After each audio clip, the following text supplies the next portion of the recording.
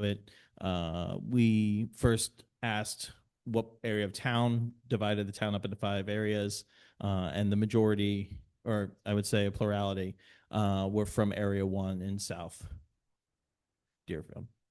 Yep. Yeah.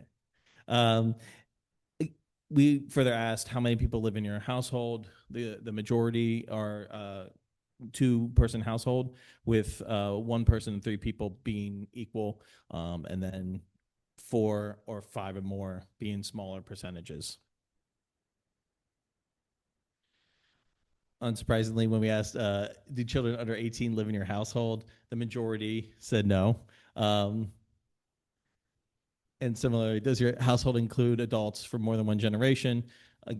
Roughly the same percentages said no. So this indicates that if there are multiple generations in a home, they're not. It's not more than 2 on average. Uh, if when we asked, are you a member of your household or a military veteran, the response was in keeping with the general population of Deerfield, which is about 10%. And then there were questions about employment.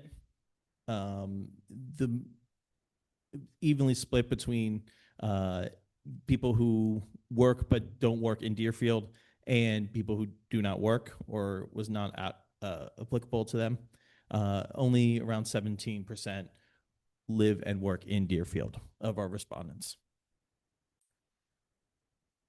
Diving more into current employment status, roughly half, or roughly the same amount, are either retired or working full time, with 10% part-time workers, and the rest split up between the not currently employed, self-employed students. Again, looking at the age of our respondents, I should mention that this represents 107 total respondents to the survey, 106 respondents here. Half were over the age of 65, with 17.9% being 75 and older. The other half of our respondents were split relatively evenly between the age bracket groups of 18 through 24, 25 through 34, 35 through 44, and 45 through 54, 55 to 64. So when we look at house manageability around current expenses, with 1 being not manageable at all and 5 being very manageable, we found that there was a bell curve slightly tilted towards manageability, meaning that most of our respondents felt that they were able to manage their household expenses. When we look at the breakdown of of how much those expenses are, they are slightly higher than the national average, which would be roughly 1,700 for rent and around 2,600 for mortgage payments.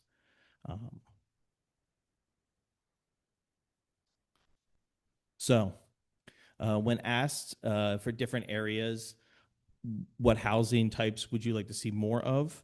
Across the board, in all areas, single-family housing was number 1, and then accessory dwelling units was number 2. There were some differences based on the area. For example, mixed use was much more popular in Area 1, where there are currently small businesses. And duplexes also were more popular in Area 1, with about 1 in 5 people saying they wanted that. In similar but slightly different numbers, again, single family in Area 2, which is this area west of I-91, we found that over half wanted single family homes, and around a third of respondents wanted to see more ADUs. Again, duplexes are 1 in 5, as are roughly the 4 to 8 unit apartments was more popular than we expected it to be based on the sample size of the original engagement night, and mixed use also appears here more frequently than we would expect it to. In area 3, so this north section here above the Deerfield River, um, again, single family homes, very popular, and kind of evenly split for nothing over 20% except for ADUs. So townhouses, triplexes, duplexes, multiple parcel houses on a parcel, all within the same range of each other. And then in area 4, where old Deerfield is, um, again, the first two were ADUs and single family, but there was more interest in 4 to 8 unit apartments than we saw in a lot of other spaces. So about 26 to 27% there. And then finally in area 5, uh, which is on which is comprised of the Pecumtuck Ridge and on the Connecticut River. Uh, Again, the top two, single family and ADUs, were number 1 and 2. But we found that that duplex was number 3. So that was just slightly beating out multiple houses on a parcel. So there's not overwhelming demand for duplexes, but there's roughly 1 in 5. Depending on the area, there's more interest in other types of housing as well. When asked if you were to move today, which of the following are most important to you? Affordability was overwhelmingly the top answer at over 80%. Types of housing and proximity to stores and services were also with roughly half of the respondents being interested in those. And proximity to family and friends indicates a desire for community is important. A yard size and agrarian rural character, so open space is around a third each. And proximity community center also important. I should say, unsurprisingly, proximity jobs was only about 15%, as half of our respondents do not work. So in the open-ended question, what does affordability mean to you? We saw that over 80% found affordability important. We got a range of answers. Some named specific prices, specific dollar amounts for renting and for buying a house. Some named a percentage or a fraction, roughly around the 30% that is commonly defined as affordable with capital A. Some describe more of a vibe of having disposable income, having a little extra at the end of the month, not being ruined by surprise costs, that sort of thing. Some respondents took the opportunity to say that property taxes were an obstacle to affordability, and others pointed it to specific populations who would benefit from affordable housing. This included workers, low-income residents, first-time home buyers, and younger people moving into the community. Seniors also were mentioned, which is just as important, but because a lot of the respondents were seniors, that's a little bit less surprising than some of these other that were on the minds of respondents.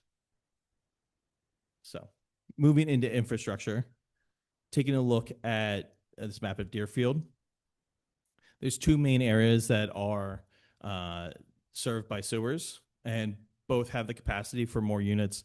One in the north, where Old Deerfield is, and one in South Deerfield. This is an important piece to consider when thinking about house density, because sewers can serve more homes or more units per acre than septic can, because septic has a spatial limitation. So just taking a look at the zoning in general, the districts that we're going to be talking about. The residential agricultural district is the majority of Deerfield, and the Central Village residential district is the second largest here. We'll also be talking a little bit about small business district, C1, or the commercial district in purple in 3 spots, here and here. Also seen here and here. So just the residential agricultural district, primarily made of very large parcels. There are some exceptions to that. Small parcels around intersections here and in Old Deerfield. Looking at this CVRD, it is a very walkable district in comparison. It's smaller. It has a street pattern of north to south streets with the streets branching off of it, often ending in dead ends, leading to walkable streets. The majority of Deerfield right now is zoned to be single family housing by right, with only a small portion of it allowing two family housing by right. The same portion allows multi-family homes, but only by special permit. So when it comes to mixed use, it is the small business district and the commercial district in these spots that allow it as incidental to commercial or industrial use. And there are some spots, some zones in districts in Deerfield that do not allow any housing. Okay. Okay, so now we're gonna move over to an interactive portion of the presentation. We presented this activity at one of our earlier community meetings, and we received feedback that it was very useful for people. So we're going to be showing some images of towns and like neighborhood street views, and we are going to ask you all, the board and the audience, online, you guys can guess as well, to guess how dense it is, how many units per acre it is. So without further ado, we'll have a practice round. How many units per acre do we think this street is? Yes. 8. Great. Great guess. Any other? Okay. Oh. Let's so 15.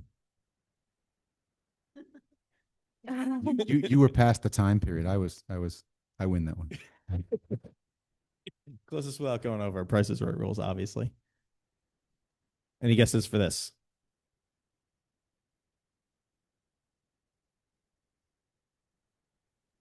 $30.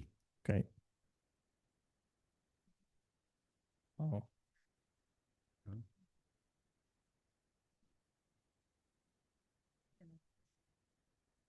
46. We got 30. We have 46. Go ahead, Rachel. You could just unmute if you wanted to.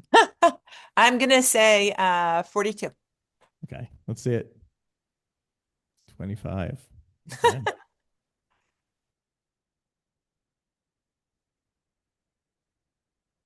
Right.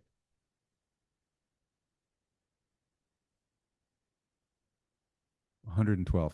Oh. Let's see. Overshadowed just a little bit. All right, this one I think is this one's tough. I'm joking. 1. 1. So technically less than 1 actually, Yeah. but we rounded up.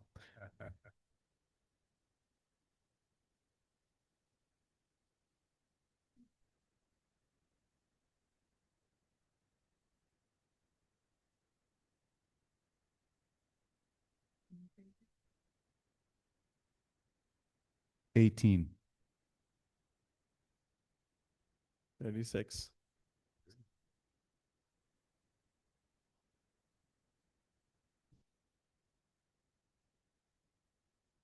$4. Mm.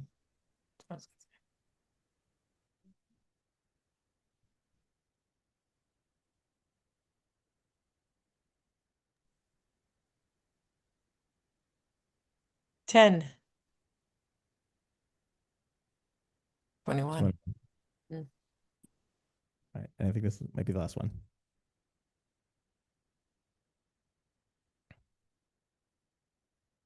10. 5. It's 7 on this one. And it's right across the street. So, sorry, Alka, go ahead. Yeah, so this is just all of the densities that we showed next to each other, so you can kind of get a feel for what different unit numbers can look like per acre, and also see that some can even look very different while having very similar units per acre, and that these numbers can look a lot of different ways. So it might not be what you may think, and there already is some dense housing in Deerfield.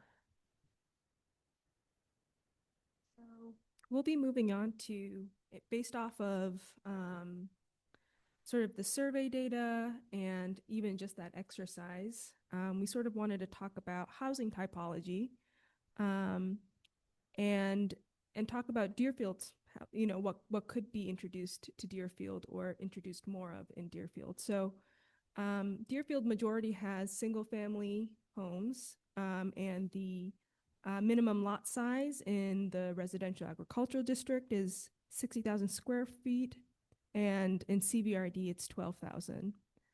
But we've been sort of relying on a lot of different resources to sort of, talk about alternative types of housing.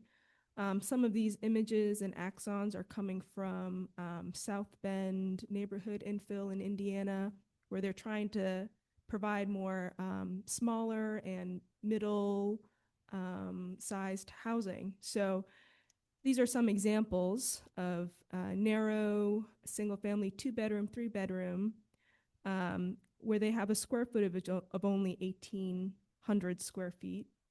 And this is a standard 3-bedroom, 4-bedroom with only a square footage of 1,920.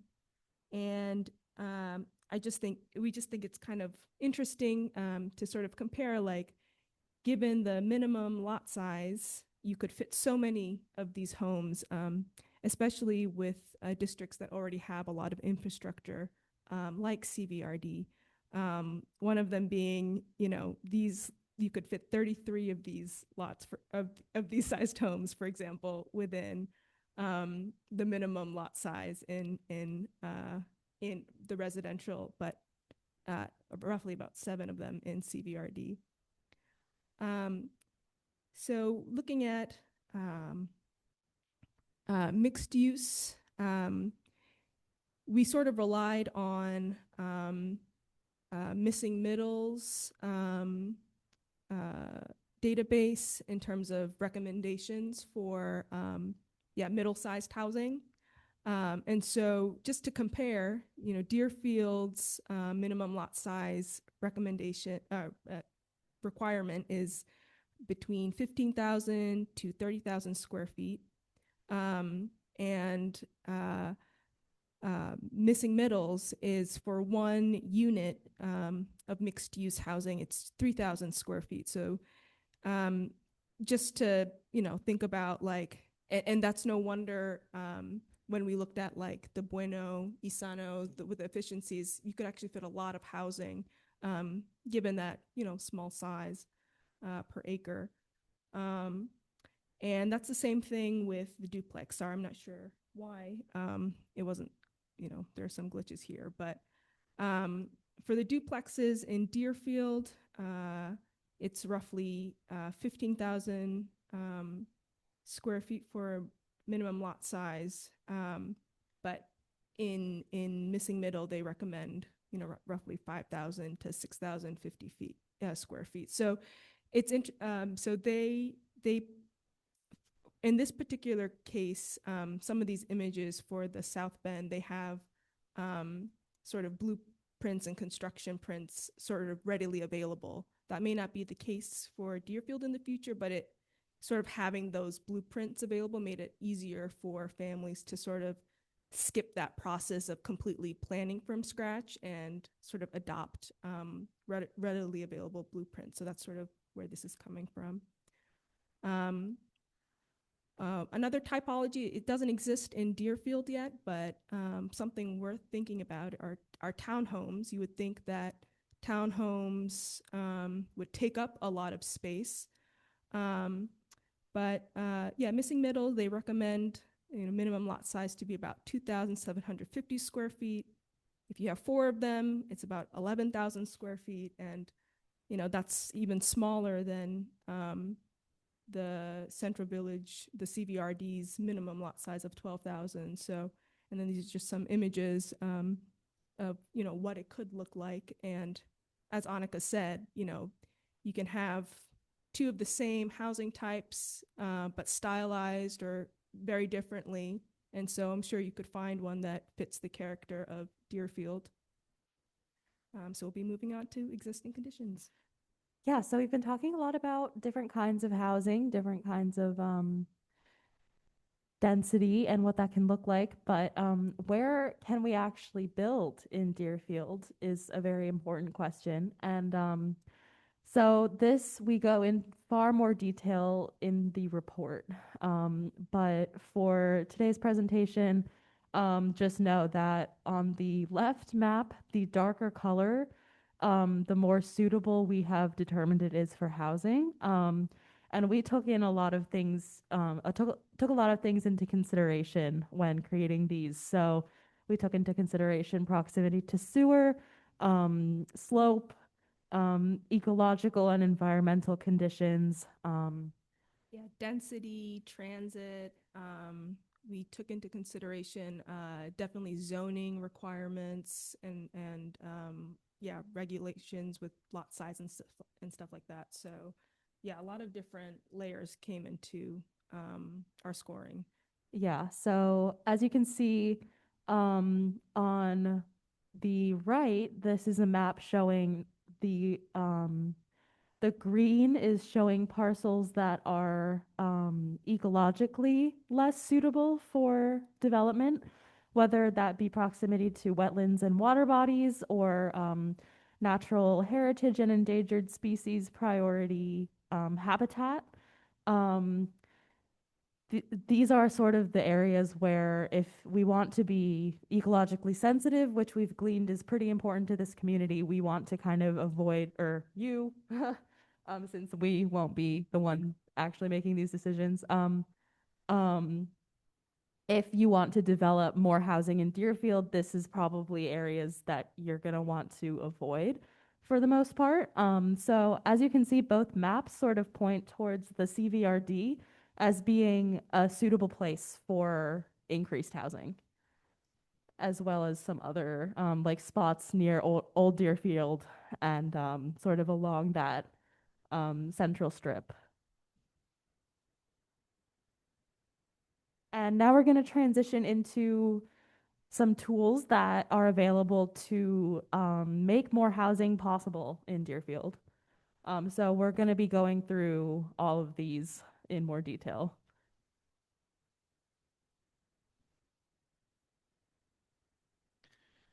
So, if zoning is changed to allow for two-family housing by right, it goes from a relatively smaller area to a much larger area. The map that Annika just showed indicates that there are places that this would be more beneficial and better to build in.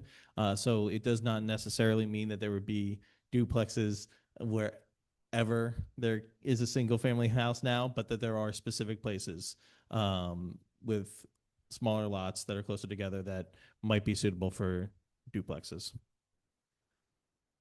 Similarly, in the CVRD and the small business district, allowing multifamily housing by right will increase the density. And these are two examples of multifamily houses that are in Deerfield at the moment by special permit. So they can look very different. And it's worth noting that special permits are a real barrier for developers. So another tool, the tool that James just mentioned about allowing, multiple different housing types within a district, I think that, that ends up becoming the first barrier of just allowing more housing types. But then the second barrier ends up becoming, the dimensional requirements that are listed in the bylaw. So one of them is the minimum lot size.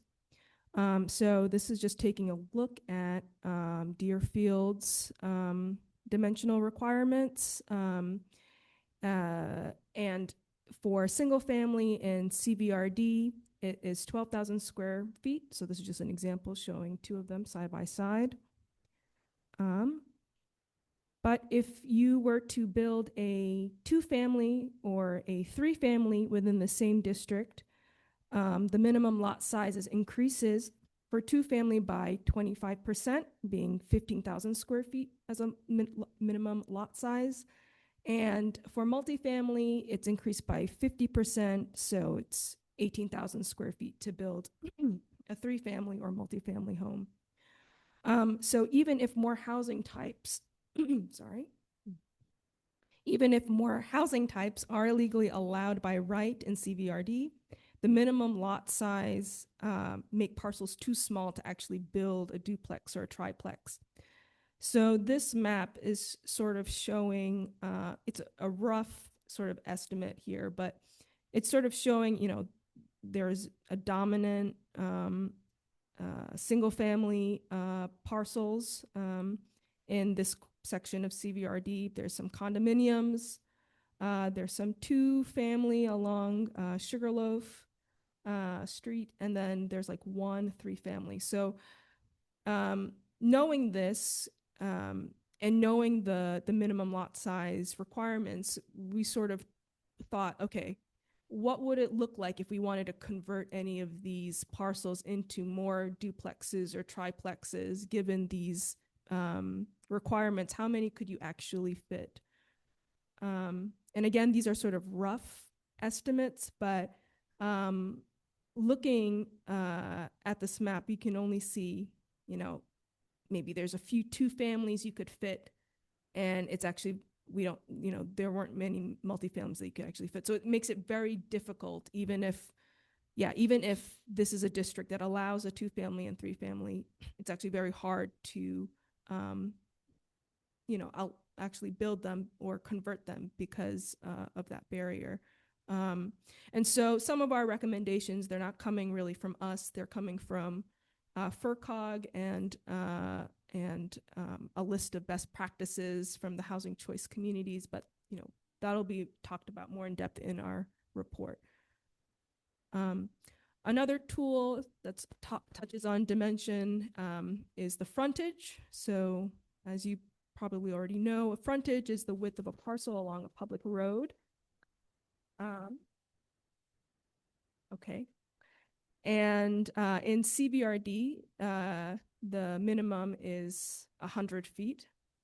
But you tend to find, especially in you know, urban or maybe clustered village centers, that you'd have lots that go below that frontage minimum, and that's either because they're small, or maybe they're irregular, or maybe the parcels are just were built older, they're non-conforming, so they just don't you know, fit that minimum.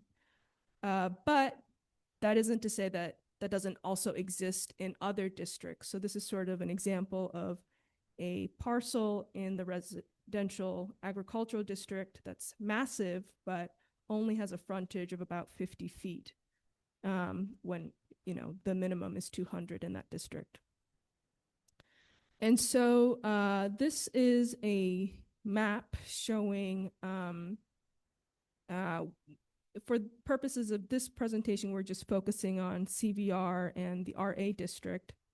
But really what this is trying to show is for parcels within the RA that are shaded darker, they are parcels that have frontages that are above the minimum, and that for those that are lighter, they are below the minimum. And so this is sort of a zoom in at CVR, where you're seeing a lot of, you know, parcels that are conforming, that are above the minimum. But at the same time, I think what the main point of this map is trying to show is that, you know, frontage can be a legal constraint to development. If you have a lot that is below the frontage minimum, you can't really, you know, build more or convert it, you know, it's because it doesn't fit that requirement. So, but at the same time, you know, there are also some opportunities in sort of thinking about, you know, how one might change the frontage minimum or reduce it. So an example is you could take a look at some parcels in the RA district. If you had one that was about 6 acres and had a frontage of about 500 feet, when again the minimum is 200, the way that it is now, you could subdivide it into 2 lots. But if you were to further reduce it to say 150 feet, you could actually fit maybe 3 lots instead. The same thing for the smaller irregular parcels in CVRD. You could have 2 adjacent 100 foot, frontages side by side. These would be for only single families. And if you wanted a duplex, unfortunately, the frontage minimum would have to be increased 25% more, so 125 feet. But you could have, if you made it so that duplexes, the frontage for duplexes was the same as a single family at 100 or even less at 75 for both, then you could have 2 adjacent duplexes side by side. And so that was sort of the recommendation from FERCog and HCC of reducing from 100 footage to feet to 75. And so, yes. So move on to the next tool. Yeah, so this next tool is kind of more of just a hypothetical scenario where we took every single parcel in Deerfield and visualized what it would look like if there were 4 homes per acre on every single acre, which, is not realistic nor desirable, I imagine. But it does go to show how much space there is for housing. There are some opportunities even in the smaller parcels for increased housing. But yeah, this is kind of just more of a hypothetical. And then another thing that could be changed is having townhouses allowed by right in the CVRD, which can increase density as well. So the parcels in orange on the map are parcels that could fit a row of roughly 3 to 6 townhouses. So yeah, that is an option as well. And then lastly, for tools, we explored the possibility of allowing mixed use housing in commercial districts. So this kind of depends on parcel size as well. So smaller parcels in commercial districts could fit 1 or 2 units, while sort of the middle ground would be around 3 to 8 units. The larger parcels, while they could fit more units theoretically, are not, they face more restraints and limitations than smaller parcels. However, under current zoning law, none of the parcels, not even the smaller ones, would be developable. So there are opportunities for potential zoning changes that could allow smaller scale mixed use housing. And so, yeah, again, looking at the results from the survey, ADUs were very, sort of popular or sort of talked about the most. So we thought to maybe include that towards the end. And so we are also, this is also coming from a lot of different sources. Some of the images you're seeing here were taken from Boston, Greater Boston. They have an ADU guidebook, but they have it where it's they have options for every level in terms of size. So we're going to be looking at the medium level, but it still applies to if you were to build one in Deerfield. And some of the images, like layout, for example, were taken from Living Little, from a planning agency, Massachusetts Planning Agency, MAPC. So one of the I think what is worth noting is sort of the what one could gain from building an ADU or exploring the idea of an ADU. It allows people to age in place, provide housing and care for a family member, downsize from an existing home. One can generate extra income with rental unit. You could provide housing for a young adult or a recent graduate getting started in their career, or just provide more space for family or friends to visit. And so these are just sort of examples of what an ADU could look like. Oh, okay. So, yes, so it is, especially for the RA and RD districts, ADUs are, you know, they're allowed by right. And so Deerfield's dimensions requirement is it's either you have to have a 900 square foot, you're allowed, the size of the ADU can be 900 square feet, or half the size of the principal or existing structure. And for parking, 3 spaces for a single family with an ADU. And so the recommendation we're sort of getting is from the Living Little housing document, and they have some, you know, progressive bylaws included. And so one adjustment, it's basically the same thing, but the only thing is if you maybe had a larger home and you could build and you maybe wanted a larger ADU, then you could have up to 1,200 square feet, but you'd need a special permit. So that could be a suggestion for Deerfield if you'd want to go that path. And they would have no additional parking spaces. And so, yeah, there were many different ways that you could build an ADU. One was, yeah, you could adapt your garage. You could extend, you know, a floor. You could attach an ADU on a corner lot, or you know, attach an ADU on the side of your building. And so there are just many different creative ways to have an ADU that maybe one wouldn't really just think of off the top of their head. So we spoke to one of our core team members, John, who has an ADU, and we had asked him, you know, what is maybe an advice you would give to someone who's just starting out and is maybe considering building an ADU?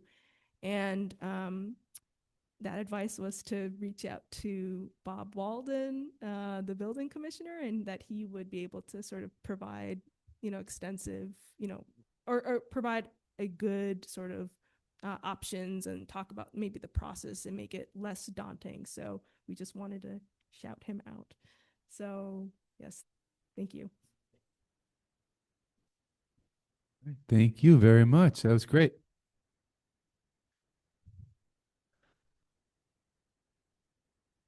Anybody have any questions or comments? Okay, go ahead. Well, congratulations on getting 100 people to respond. That's that was really impressive. Yeah, a lot of the things that you came up with in your report have been things that have bugged me for a long period of time, and I hope we can make some progress. You know, the ZBA can't really do much, but our sister committee can. Or board rather. So I hope we can make some of these changes. I mean, one of the things that you also identified is like, what are we going to do about the areas that don't have sewer? It's really hard. So I also like how you kind of got some information for what draws people here. We have a really big problem of, you know, us being a, you know, people wanting to come to an agrarian town, but having a large portion of our parcels being APR'd out. So we can, you know, unfortunately not develop on those. So that really kind of paints us into a bit of a corner for where we can do more development. So just all around very thorough analysis. So great job. Thank you. Yep. Question? Yeah. You want to come up to the table and get the mic? Did you get any statistics on the cost of building ADUs? Just curious. Just anecdotally, with the core member that we spoke to, we have some idea, but we have ballpark figures, but expensive is the word. Okay. I know, we talked about it. Certainly you were mentioning, it's fine to do it on sewer, but if you're doing on septic, more than likely you'd have to do, you've got to do Title V and increase your septic, which increases the cost exponentially. But so you're talking about that. I mean, did you look at some of the single family homes that maybe people are overhoused in, excuse me, and turning them into two family or ADU? Yeah, so that's something we have explored as a major reason to allow turn it into duplex, because there are seniors who are overhoused that would like a less house and maybe live on the first floor, have some extra income. That is a major factor for that we found. And just one other question or comment. I know that the governor is really pushing for this and making some changes. So, I know finances are tough all over, certainly at the federal level, which trickles down to the state. But do you anticipate any kind of grant funding that would be possible in the future for ADUs? Yeah, so a big part of this report is to mainly talk about, like, we didn't mention it like in detail or anything, but the housing choice community, if they have a rural and small towns version of that, and if Deerfield were to apply and be designated, then that program would be able to provide some sort of incentive or training, or maybe even some financial, especially like loan programs and stuff like that. So there may be more opportunity in like for Deerfield to be able to diversify their housing stock if they are designated. Yeah. Yeah, just to be clear, the designation allows you to apply for grants through this, and it is still competitive, so it's not a sure thing just having this designation, but it does potentially allow for more money for infrastructure, for rehab of older homes, of unused homes. Thank you. And thanks for Thank you. all your hard work. Thank you. Really appreciate I might just add on that the town did apply for the Rural and Small Town Housing Community of Choice designation. Thanks to FERCOG, they did a lot of the legwork for us. It's really about combing through our policies and what allows us. And I think by a very slim margin, it hasn't been confirmed yet, we may make the cut. We had 9 of the minimum 9 required best practices and just barely over the growth rate. I think it was 1.5% growth in housing. So just building permits in general. But I will say the caveat would be that a lot of our housing stock from 2022 and 23, the numbers of like 17 and 15, which is actually pretty high historically in the town for a number of building permits in a single year, are attributed to the condos, and it's a rolling 5 years, so we may fall off that eligibility in the next few years. But it's just eligibility for a grant that we could pursue. It's not, committing us to anything thus How far. about, Alex, how about the increased units from center of town? Is that what you're thinking of, or? Well, hopefully those will help us, and Yeah. cover one of those years for another few years to come. But Yeah. the succession of years from the condo builds, it was about like 15, 17, and 16 or something. They're in the teens in consecutive years. So that's next year we may be covered. The following year, it'll get more and more precarious. But hopefully some of these bylaw changes we implement also then contribute to housing and in some meaningful way. We'll see. Keep our fingers crossed.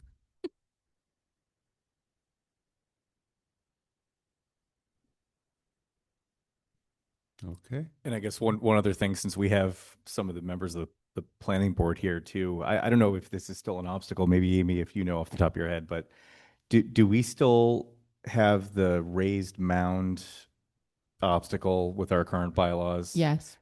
I don't know if it's in the works to fix that, but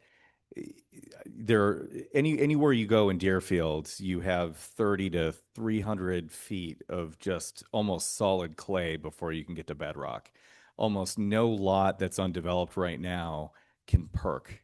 And to be able to even develop with a ADU or multifamily home, actually even a single family home, like you have to make sure that whoever's testing it tests it in the perfect spot on that plot. But I see that being a big obstacle. So I know that we can do that for failed systems, but if we could jump right to the raised mound, I think that would help with our housing density.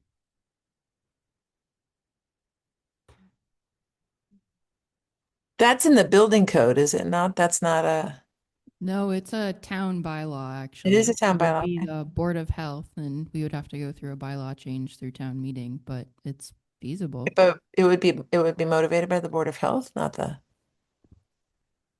planning board. Yeah, other towns, Hatfield allows raised septic. I live in Hatfield. There are a bunch of them, and they really are not. I'm not sure what people's big objection is. It's just like a little mound in front of your house, big deal.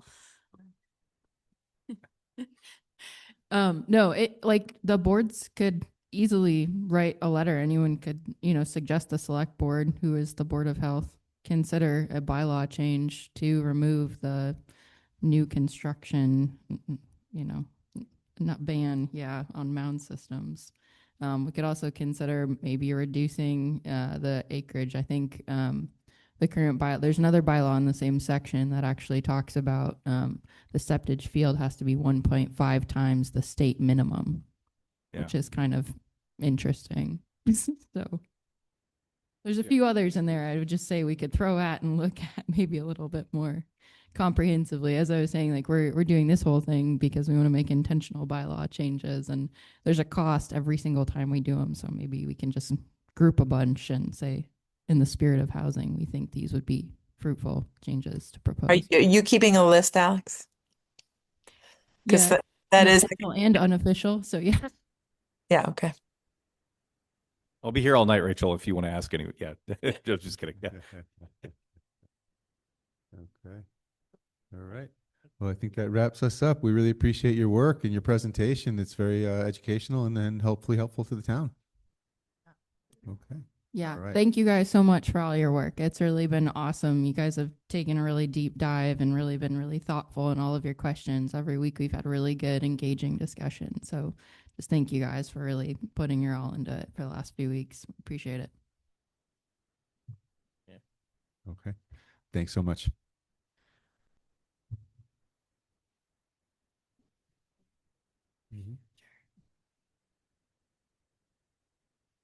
Question? Public comment, motion to adjourn. Yeah. Yeah, did we want to do anything more formal for Elaine's welcome? You want to tell us anything about your experience in Deerfield, how long you've been in town, and what you might have interest in otherwise? I've lived here for 4 years, and I'm just interested in helping out where I can. Saw that there was an opening, so hopefully I can be useful to you. Excellent. Well, yes, absolutely, no doubt. Just by being here, and then there's more. So that's wonderful. Yeah. I guess I'll make a motion to adjourn. Second. All in favor? Here we go. Thank you all. Thanks for being with us on screen, and have a great night.